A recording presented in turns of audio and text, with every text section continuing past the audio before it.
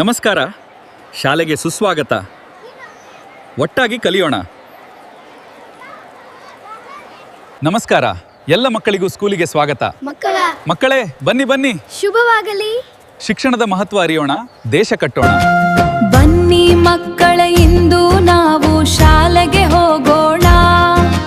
ಬನ್ನಿ ಮಕ್ಕಳ, ಇಂದು ನಾವು ಶಾಲೆಗೆ ಹೋಗೋಣ. ಆ ಈ ಅಕ್ಷರ ಕಲಿತು ಅಕ್ಷರವಂತರಾಗೋಣ. ಗುರುಗಳು ಹೇಳಿದ ಪಾಠವ ಕೇಳಿ ಬಾಳಲಿ ಸುಖವನ್ನು ಪಡೆಯೋಣ. ಅಕ್ಷರದಿಂದ ಬಾಳಲಿ ಸೌಖ್ಯವ ಪಡೆಯೋಣ.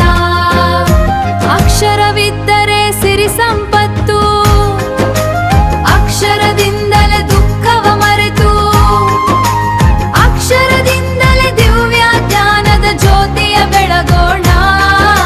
ಜ್ಞಾನದ ಜ್ಯೋತಿಯ ಬೆಳಗೋಣ. ಅಕ್ಷರವಂತರಾಗೋಣ, ಬಾಳಲಿ ಸುಖವನ್ನು ಪಡೆಯೋಣ.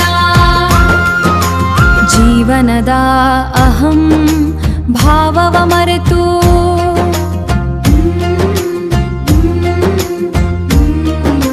ದಿವ್ಯ ಸ್ವರೂಪದ ಜ್ಞಾನವ ಪಡೆದು ಅಜ್ಞಾನದ ಕತ್ತಲೆಯ ಸ್ವರೂಪ ತಿಳಿಯೋಣ. ಅಕ್ಷರವಂತರಾಗಿ ನಾವು ಬಾಳಲಿ ಸುಖವನ್ನು ಪಡೆಯೋಣ.